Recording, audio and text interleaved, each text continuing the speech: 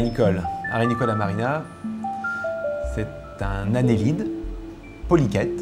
C'est un verre qu'on appelle en Bretagne plus communément le bugut, qui est un peu dégoûtant, qui ressemble un petit peu au ver de terre en fait. Il se nourrit de sable, ce qu'on appelle un psamivore, mangeur de sable. Moi, ce qui m'a toujours épaté, en fait, c'est les tortillons de sable. Je me suis toujours demandé ce que c'était et à vrai dire, non, je savais pas que c'était ce ver-là qui faisait ça. C'est vraiment un organisme qui a vraiment un intérêt écologique extrêmement intéressant dans le domaine marin, quoi, sur les plages bretonnes et ailleurs. Quand j'étais plus petite, j'allais en pêcher pour les vendre aux touristes qui venaient pêcher en Bretagne, sans penser même qu'il possédait une hémoglobine qui peut-être un jour pourrait être utilisée comme substitut sanguin.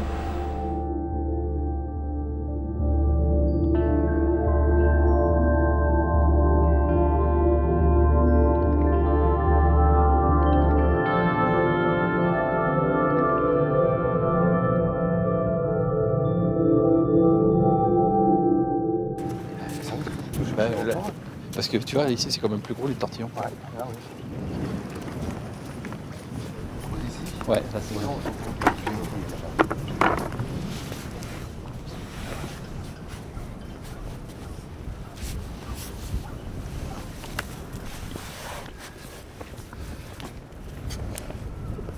Ici en fait on est en train de chercher des arénicoles qui nous servent au laboratoire pour extraire le sang et puis on travaille sur cette molécule au laboratoire.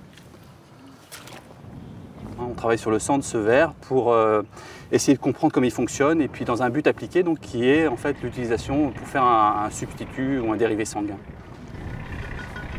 Ah, une balèze.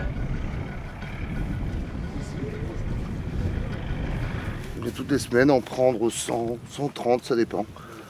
Environ. Il y en a toujours autant ou...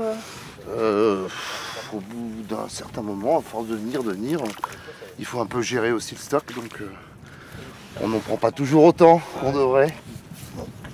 Elles sont vraiment très belles. C'est des belles bêtes. Hein. Ça n'a rien à voir avec le coin qu'on était là. Et en fait, quand tu les dissèques, c'est mieux qu'elles se vident de leur sable parce que comme ça, tu coupes pas le tube digestif.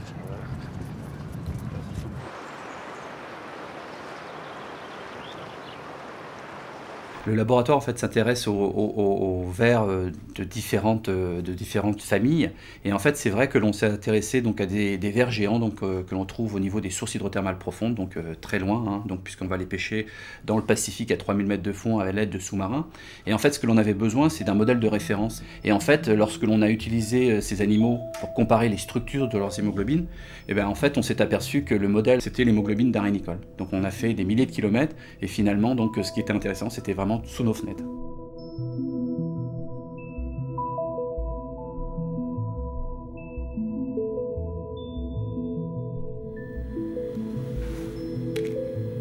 Une fois ramassés, les vers ont été stockés en eau de mer pendant 24 heures pour qu'ils se vident de leur sable.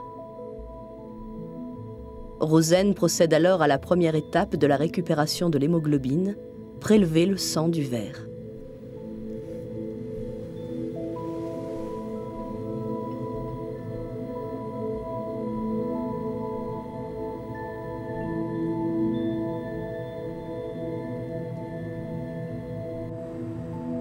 L'échantillon passe ensuite à travers une sorte de tamis moléculaire. Dans cette colonne, les différents composants du sang sont filtrés et descendent plus ou moins vite en fonction de leur taille. L'hémoglobine du ver, une très grosse protéine, naturellement rouge, est ainsi isolée et récupérée. Cette hémoglobine est tout à fait particulière. Déjà, c'est une hémoglobine qui est extracellulaire. Donc, contrairement aux hémoglobines de vertébrés ou de mammifères en général qui sont inclus dans des globules, dans des cellules, ici, c'est une molécule qui fonctionne donc, dans l'organisme, dissoute dans le sang de l'organisme. Donc ça, c'est vraiment donc, une des caractéristiques. Ensuite, l'autre caractéristique, c'est que c'est une molécule géante, donc qui fait à peu près 50 à 60 fois la taille des hémoglobines de vertébrés. Et ensuite, donc, c'est une hémoglobine extrêmement abondante, facile à purifier, que l'on peut avoir en très grande quantité. Donc, c'est vraiment quelque chose, un critère très important donc, dans ce domaine.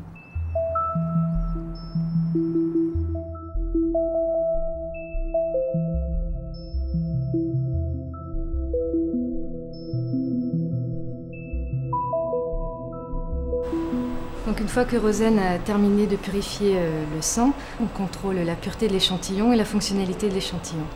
Pour ça, on réalise un spectre UV visible et on vérifie que nous avons les 3 pics caractéristiques d'une hémoglobine. Ensuite, on contrôle si l'hémoglobine est bien pure en réalisant donc un chromatogramme et on vérifie que l'on a un pic unique qui correspond à l'hémoglobine.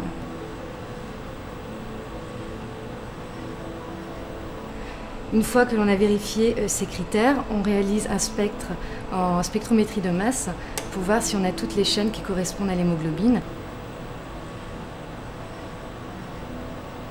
Une fois que l'hémoglobine a passé tous ces critères, on peut envoyer l'échantillon ici à Biotrial pour les tests précliniques.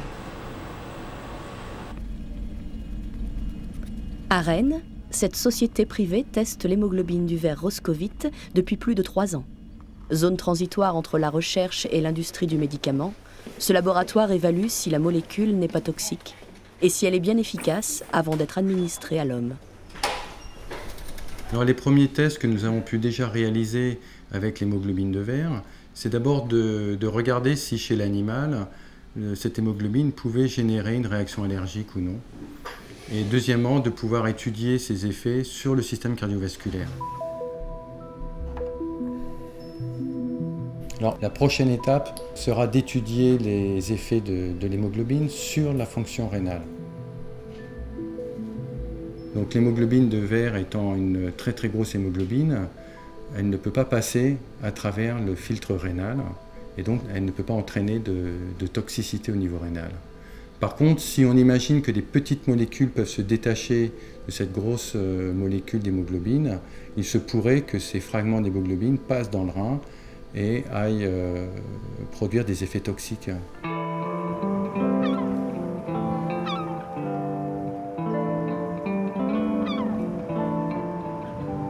Pour en savoir un peu plus sur ce ver, retournons à Roscoff avec François Lallier, co-découvreur des propriétés surprenantes de cette hémoglobine. Là, on est en plein dans la zone médio-littorale, la zone de prédilection des arénicoles. On voit donc tous les tortillons ici. Et donc la galerie d'une arénicole se situe entre le tortillon et un petit entonnoir comme celui qui est là. Il faut y aller un petit peu au jugé, là. Donc on va essayer ici de se mettre parallèlement là et d'essayer de trouver une arénicole. Voilà, donc là c'est pas très net de voir la galerie parce que bon, le sédiment n'est pas très envasé ici, mais voilà, par exemple ici on voit la galerie qui commence. Alors l'arénicole se situe un petit peu plus profond, à marée basse elle reste au fond de sa galerie. Par contre, à marée haute, elle circule dedans pour se nourrir. On va essayer de creuser un peu plus profond pour la trouver.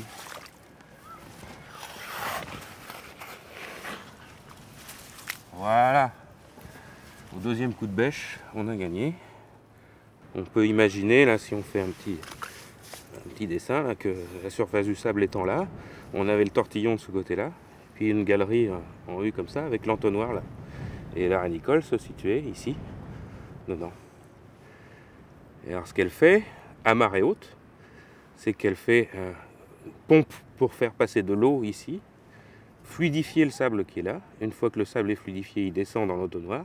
Elle avale le sable, elle trie les particules, et puis de temps à autre, elle remonte vers l'arrière de sa galerie pour faire un nouveau petit tortillon.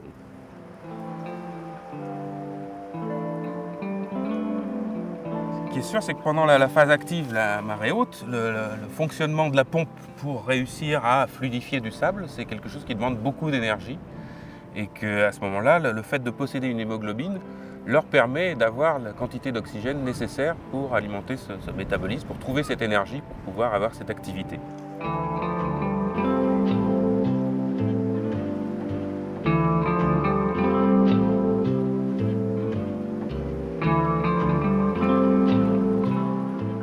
Il y a eu plusieurs voies de recherche depuis un certain nombre d'années pour trouver des substituts sanguins.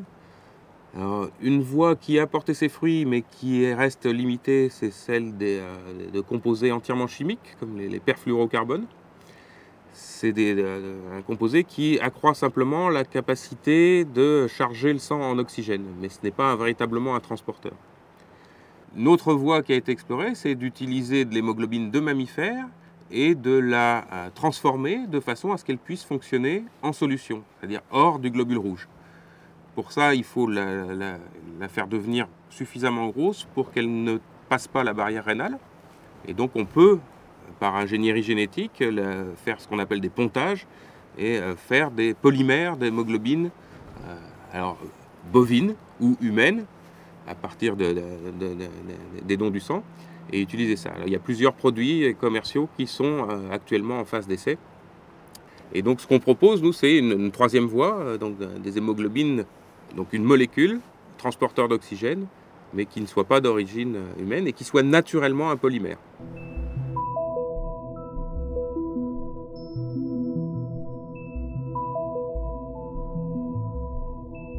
L'avantage de cette molécule, donc en fait, je vous disais, c'est sa taille qui fait 50 fois la taille d'une hémoglobine de vertébrés.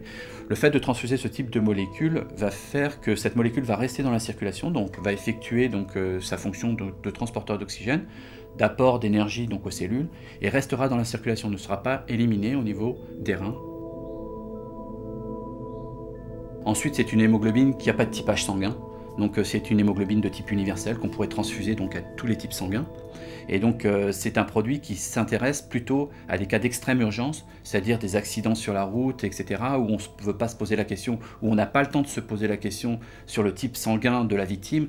Et donc là, on aurait vraiment un produit donc, qui pourrait être utilisé dans ces cas-là. Un marché du sang pourtant énorme, avec chaque année une pénurie évaluée à 50 millions de litres dans le monde. Lorsque l'on parle de sang, on parle de sang total. Dans une goutte de sang, si vous la séparez, vous avez du plasma avec ses protéines, et c'est des protéines coagulantes qui sont extrêmement importantes. Je parle aussi globules blancs, responsables des défenses immunitaires. Je parle aussi plaquettes, responsables de la coagulation. Et bien sûr, les transporteurs d'oxygène que sont les globules rouges. Je vous laisse appuyer encore un petit peu. Oui, bien sûr. Aujourd'hui, si nous arrivons à mettre au point une molécule qui puisse faire ce travail, ce pouvoir oxyphorique qu'a le globule rouge, c'est tant mieux, mais c'est qu'une partie du problème qui est réglée. Et si nous n'avons que cette solution, nous ne pourrons toujours pas nous passer des donneurs de sang. Mais pour moi, le substitut idéal serait de pouvoir produire cette molécule ou ce transporteur d'oxygène ou cette fonction que fait la plaquette en quantité industrielle avec une innocuité totale. Et dans ce cas-là, vous n'aurez plus de problème de stock de produits sanguins que nous vivons régulièrement, l'été par exemple, les moments de Noël, jour de l'an, les moments de grande épidémie de grippe qui font que nous devons contre-indiquer beaucoup de gens. La maladie ne prend jamais de vacances et nos besoins sont à peu près pareils tout au long de l'année.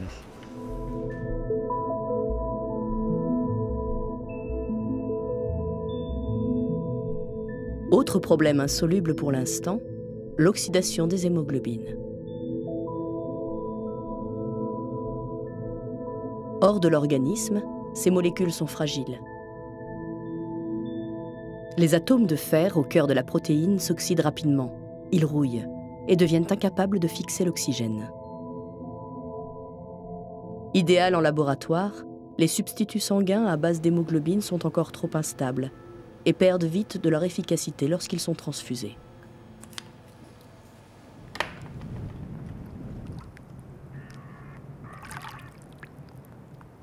Une fois qu'on aura effectivement montré des applications médicales effectives pour l'hémoglobine, il va falloir se poser la question de s'en fournir suffisamment. Or, une arénicole, c'est pas très gros, et donc on n'arrive pas à extraire beaucoup d'hémoglobine à partir d'une arénicole. Et aussitôt, on est à la base des biologistes marins, on se préoccupe de l'environnement, et donc on ne peut pas imaginer exploiter les arénicoles sauvages, je dirais, qui sont dans le milieu.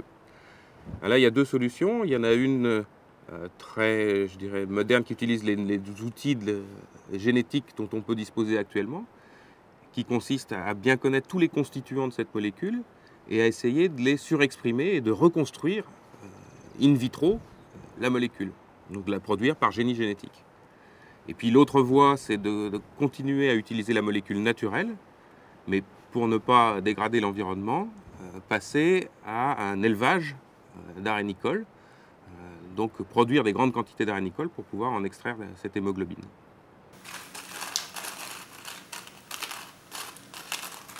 À défaut d'élevage, le laboratoire d'écophysiologie de Roscoff développe des techniques de génie génétique pour recréer in vitro l'hémoglobine de ce ver. Donc on a mis un juvénile, un jeune ver, un Renicola marina, dans de l'azote liquide, à une température de moins 196 degrés Celsius, qui nous permet, avec ce mortier espilon, de le broyer, de le pulvériser. Et plus la poudre qu'on va obtenir est fine, plus facilement on va pouvoir extraire l'ADN et l'ARN qui nous intéressent. Voilà la poudre qu'on obtient. Cette poudre est ensuite manipulée pour extraire le gène responsable de la production d'hémoglobine. Un gel d'électrophorèse permet de vérifier l'intégrité de ce gène, qui va ensuite être introduit dans une bactérie.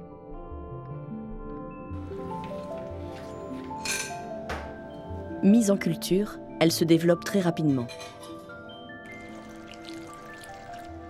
Ces bactéries, génétiquement modifiées, vont alors produire de l'hémoglobine de ver, comme s'il s'agissait de leur propre ADN.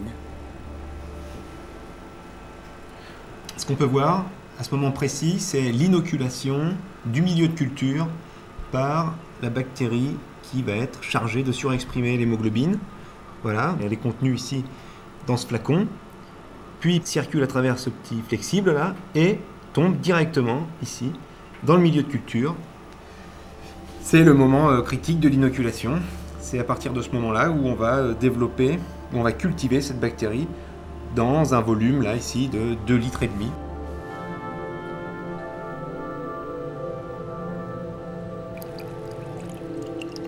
Maintenant, on va récupérer donc ces bactéries qui sont en suspension dans le milieu nutritif. On va centrifuger ces récipients, se débarrasser du milieu nutritif et conserver les bactéries qui vont être compactées au fond de ce récipient.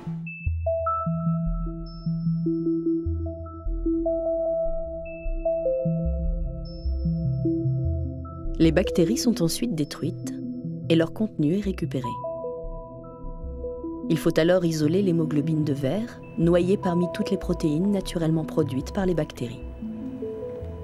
Les chercheurs réalisent un nouveau gel qui permet cette fois de détecter la présence de cette hémoglobine et de vérifier qu'elle est bien fonctionnelle.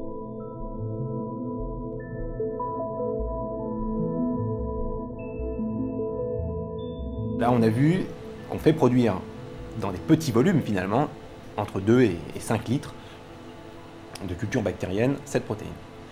Mais ce qu'il faut avoir à l'esprit, c'est qu'il y a des fermenteurs de plusieurs centaines, voire même milliers de litres. Donc une fois qu'on aura mis au point et clairement établi les protocoles de production par génie génétique, donc on pourra passer à une échelle industrielle pour produire en grosse quantité des hémoglobines recombinantes, pouvant jouer donc le rôle initial qu'on demande à l'hémoglobine, celui de transporter l'oxygène des poumons jusqu'aux cellules.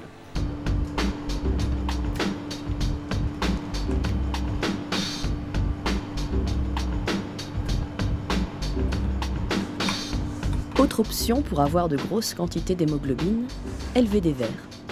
Mais cette fois, il faut traverser la Manche et faire un tour en Angleterre pour découvrir cette ferme étonnante tout près de Newcastle. Ici, une équipe de 26 personnes, ouvriers et chercheurs, élève des vers et récolte jusqu'à 75 tonnes de différentes espèces chaque année. À 25 livres le kilo pour la pêche ou pour l'aquaculture, l'élevage de vers pourrait trouver de nouveaux débouchés lucratifs avec les travaux du laboratoire de Roscoff. The lugworm Arenicola marina is a new addition to our range of cultured species. So we don't produce as many Arenicola as we do the ragworm, which was the first worm that we grew commercially. The lugworm is a different animal. It breeds in December. The sexes are separate, the males and the females usually release their eggs onto the sand. Again, by manipulating the temperature and the conditions in which we grow these animals, we can produce baby lugworms in every month of the year. So we modify the breeding cycle. And the baby lugworm is a really rather interesting animal. It sticks to the sand grain. So you find a little tiny worm stuck by a little glue from its tail end to a sand grain where it waves its head around and looks for food. Again, within 3 to 4 months, those little worms, less than 1 millimetre in size, have grown to be a full-sized worm ready for the market.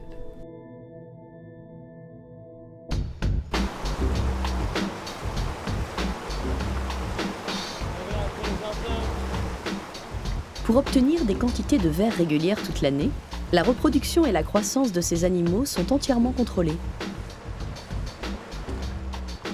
Les vers matures sont placés dans des chambres spéciales où les scientifiques font varier la température et la luminosité. Sensibles à ces changements de saison artificiels et soumis à un régime alimentaire approprié, les vers se reproduisent sur commande. I think that a lot of people think worm farming is easy. What we found in the farm is that you need people who are fond of worms and appreciate what a worm needs. So farming of worms is like farming of anything. You need to understand what makes a worm well and happy and growing. 2 à 3 000 jeunes arénicoles cohabitent dans ce bassin où la température de l'eau est plus élevée que celle de la mer afin que les vers grandissent beaucoup plus vite.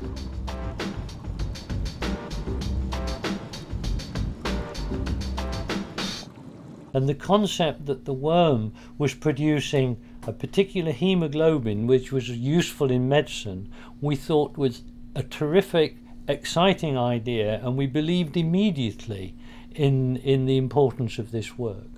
We also immediately thought that it would be necessary to produce the worms for that purpose in a controlled way. If there was a demand for 1,000 tons, we would produce 1,000 tons. Whereas if one went to the wild to try and dig 1,000 tons, this would be impossible. Industriel, Peter Olive est également chercheur à l'université de Newcastle. Les recherches fondamentales sur les vers menées dans son laboratoire sont ensuite appliquées à grande échelle dans la ferme. Une double casquette propice à une collaboration avec les chercheurs français. So, working with Frank Zell, we would bring a team to the project. We would have the resources of the university for fundamental research, but we would also have the production facility of the farm. So we could gear all the concepts for the production of the perfect worm for Frank Zell's needs to commercial scale at the farm seabed. And that is where we would produce the worms that were needed by the project.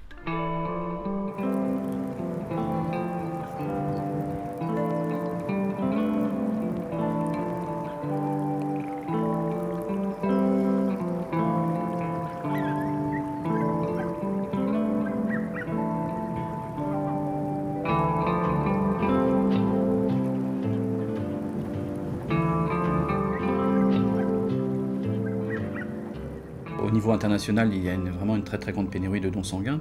Il faut toujours continuer à donner son sang puisqu'on en aura toujours besoin. Et en fait, je pense qu'il faut développer donc, tous les domaines de recherche qui permettraient d'aboutir à un substitut sanguin. Ce que l'on va essayer de faire, nous, en tout cas en ce qui nous concerne, c'est vraiment pousser le plus possible le développement de ce projet, donc, parce que en fait, les résultats sont vraiment extrêmement prometteurs.